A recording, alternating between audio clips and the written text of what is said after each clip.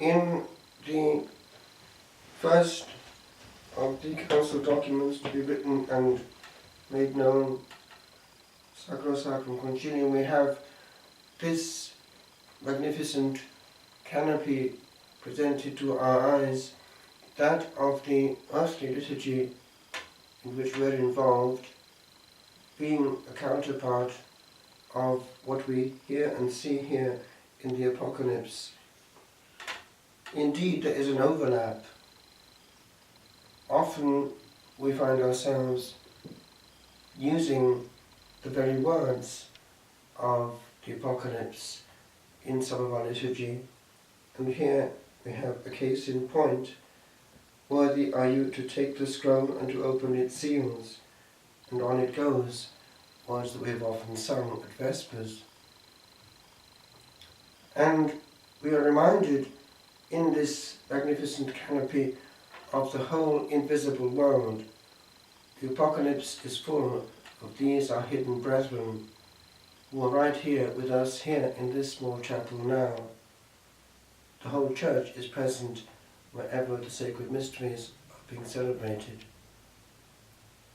And on this feast of St Cecilia, we do well to pause and to ask ourselves, do I really do all I can to make this a counterpart of the angelic liturgy? Do I give the care? Do I prepare? Do I have that interiority and ponderation, that correctness of preparation and execution? Do I lead the people of God into that cloud, or do I give them myself? Do I educate them by what I do before and after, quietly indicating by my prayer and presence in church what I am at? This particular feast handles one element, that of sacred music, and again the question may be asked, do I do my duty? Do I make sure that what the music ministry handles is actually liturgical, both in its fidelity to the words of the liturgy? Concretely, are they singing what is a correct translation? Or are they doing more of the same thing in not using what is worthy of the angels and of the Alpha and the Omega himself? Is it authentic praise to use that slot to glorify man, even to shock others? Is God really being honoured when we bring in the likes of applause and don't correct it when it happens? In the Gospel, we have also a reminder of the importance of peace. A liturgist must be peaceful. A priest must be a mystagogue who leads to that vision of peace, which is the very name of Jerusalem. The two roots are there, Yirach and Shalom, Yerushalayim, and the Lord uses it in this verse. Would that even today you knew the things that made for peace. Jerusalem, Jerusalem, are you a city of peace? And then he goes on, because you did not know the time of your visitation. Well, what is a more heavenly visitation than the consecration and the Holy Communion?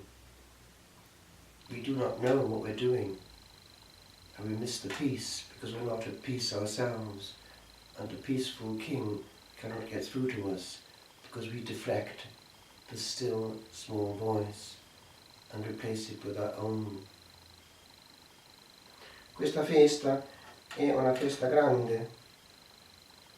L'ho celebrato una volta in Bavaria e lì c'era tanto canto. C'era una scuola attaccata al monastero benedictino, dove ero in convento lì, e tanta cura nel creare la bellezza. Era impressionante la qualità anche tra questi bimbi. La formazione tedesca era forte e si vede che Ratzinger l'ha avuto da bimbo. Allora, questo si vede anche quando hanno queste messe di tradizione vecchia, polifoniche, anche con orchestra delle volte, il massimo possibile per Dio, mentre noi facciamo quelle cose di buon mercato, come si dice in inglese, happy clappy.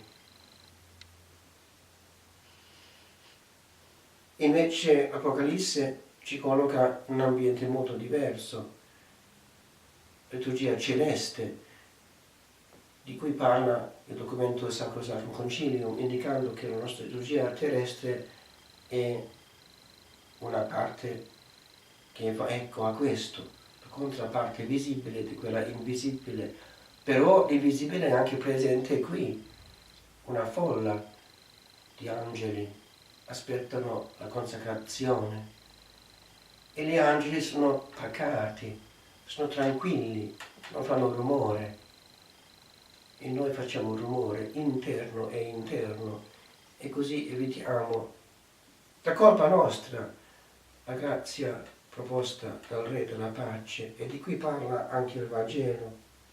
Yerushalayim, che vuol dire città di pace, no, visione di pace piuttosto. Non hai conosciuto le cose che erano per la tua pace. E perché non hai conosciuto l'ora della tua visita, la tua visitazione, un'espressione semitica, la visitazione, la visita celeste per noi, per eccellenza, è la consacrazione, è la comunione. E noi pensiamo a creare una bellezza che distrae, creando troppo sforzo nell'esterno, si cancella l'incontro delle volte. Dobbiamo imparare a adorare come gli angeli, creare senza rumore un ambiente di interiorità in cui spontaneamente esce fuori, anche con gli occhi chiusi, i canti belli, elevanti, interiorizzati.